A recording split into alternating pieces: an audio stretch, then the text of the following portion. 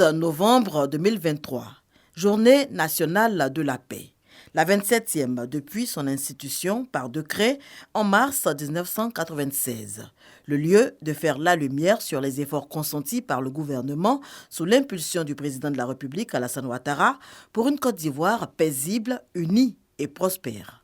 L'amélioration constante des conditions de vie des populations avec les revalorisations salariales, la facilitation du retour des filles et fils du pays, l'instauration du dialogue politique et social permanent, l'amélioration de la sécurité, la réalisation d'infrastructures importantes, capitales pour le développement économique et social de notre pays.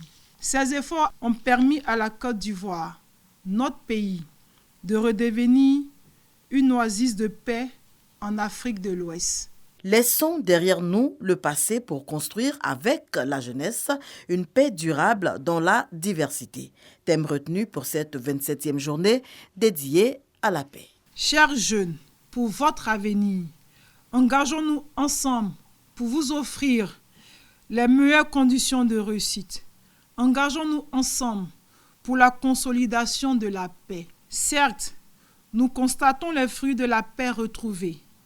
Cependant, nous ne devons pas oublier que la paix est un processus, une quête, une aspiration, un engagement qui se construit au quotidien dans nos interactions avec les autres et avec notre environnement en se fondant sur les valeurs humaines que sont la fraternité, la solidarité, le respect des autres, la tolérance, le sens du pardon, la discipline, le sens de la justice et de l'équité. Et à 2 mois de la grande messe du football africain en terre ivoirienne, la paix et la cohésion nationale sont plus que jamais des denrées à consolider.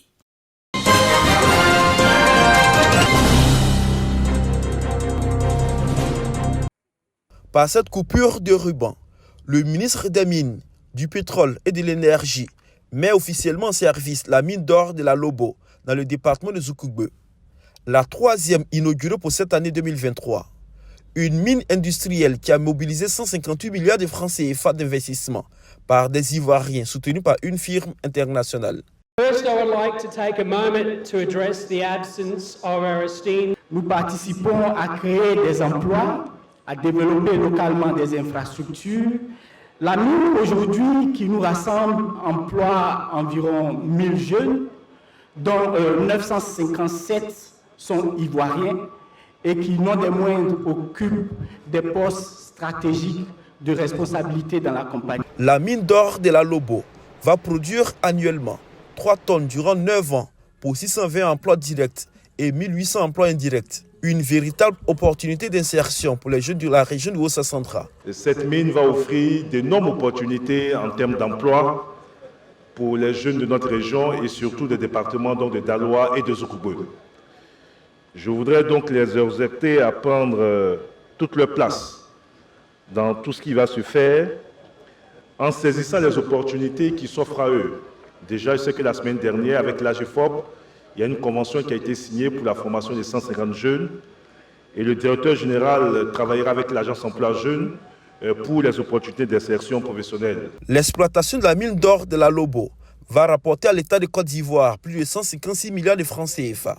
Un appui à l'économie ivoirienne qui veut faire du secteur minier le moteur de sa croissance. La marche se poursuit. Nous avons en vue plusieurs projets de réforme de ce département. Nous allons doter notre pays d'une infrastructure géoscientifique qui permettra d'avoir une idée précise des richesses dans le sous-sol de notre pays et qui par la même occasion va renforcer l'attractivité de notre pays pour les investisseurs, mais aussi et surtout renforcer la capacité et la force de pouvoir de négociation de l'État en ce qui concerne le partage des richesses ainsi mises à l'évidence. Le ministre Mamadou Sangafoua Koulibaly invite les Ivoiriens à s'investir dans le secteur minier. Nous voulons nous appuyer sur cette expertise locale et trouver les moyens de faire appel à ceux des nationaux qui ont le capital, de faire confiance à nos ingénieurs. Parce que, pour ne rien vous cacher, il aurait suffi qu'un Ivoirien qui a les moyens, quel que soit le domaine dans lequel il se trouve, ait cru en ces jeunes, comme les Australiens ont cru en eux, que cette mine serait 100% à capitaux ivoiriens. Donc la transformation que nous voulons envoyer à ce secteur, justement, c'est que désormais il y ait des mines industrielles qui soient à 100% à capitaux nationaux. La cérémonie d'inauguration de la mine d'or de la Lobo voit l'installation de son comité de développement local minier, présidé par le préfet de la région du Haut-Central. 3 milliards 800 millions de francs CFA seront mis à la disposition de ce comité pour des projets communautaires et des activités génératrices de revenus au profit des populations des 6 villages impactés par les activités de la mine.